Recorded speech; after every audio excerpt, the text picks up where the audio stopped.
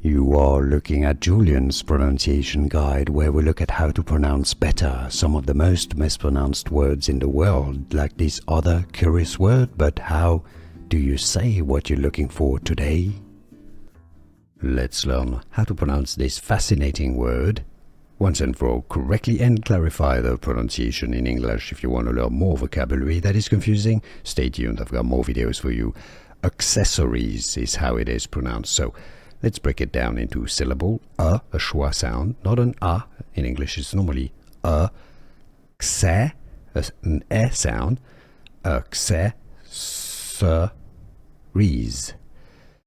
Sometimes the s syllable can be sort of skipped. Accessories, right? You'd hardly hear it in general, is how most people pronounce it. But it's there. So accessories or accessories. Alright? Accessories.